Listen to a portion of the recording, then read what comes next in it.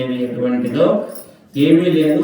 రాక్షసులందరూ మామూలుగా లోకంలో సామెతలన్నీ భారతము భాగవతము వీటి నుంచే వచ్చాయి, రామాయణము అన్నీ. ఏమండి వాళ్ళకేమో మాకు చూపులు వాళ్ళకి మేపులునా అంటుంటారు. ఈ చూపులు మేపులు ఏమిటి అంటే ఒక పరమ సౌందర్య రాశి వచ్చింది. వీళ్ళంతా పొడుగు చేతుల పణ్యారం అంటారు. పొడుగు చేతులు పెద్దవి బలవంతుడు అయినప్పుడు అమృత కలశం రాగానే వీళ్ళు లేకపోయారు. రాక్షసులందరూ లేకపోయి ఇంకా అమృతము ఎవరికి వాళ్ళు అందరూ పంచుకోవాలి అని అమృతము తీసుకోవడానికి సిద్ధపడుతున్నప్పుడు ఒక పరమ సౌందర్య రాశి అలా కులుకుతూ వయ్యారముగా వచ్చింది. వాడు అమృతం సంగతి మరిచిపోయి అందరూ ఆమె వైపు చుట్టం మొదలుపెట్టారు. అలా చూస్తుంటే ఆమె వచ్చి ఏమిటిది అని అడిగింది. అమృత కలశం కావాలా, తీసేసుకోండి మీరు అని వీళ్ళు ఇచ్చారు పాపం ఆమె చేతికి. నేను అందరికీ చక్కగా పంచుతాను, అందరు వరుసలుగా కూర్చోండి అన్నది.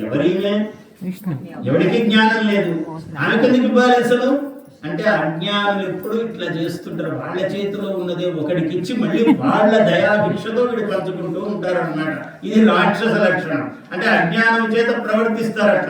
ఆ సౌందర్యానికి మోహవశులై ఎవరిమే అంటే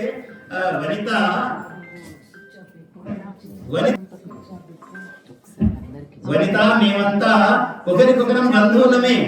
అంటే మీరెవరు అని అడిగింది ఆమె. రాక్షసులను దేవతలు చూసి అంతే మేము దయాదులము లేండి, అంతా అయిన వాళ్ళమే, పర్వాలేదు మీరు తీసుకోండి అని ముందు ఇచ్చేసారు. చేతికారు ఇచ్చి మేము అంత బంధువులమే, అంత దాయాదులమే, పర్వాలేదు మీరు ఎట్లా చెప్తే అట్లా వింటామన్నారట. ఆమె సౌందర్యానికి మోహపడిపోయి ప్రతి వాళ్ళు కూడా వనిత మేము ఇటువంటి వాళ్ళము, మేమంతా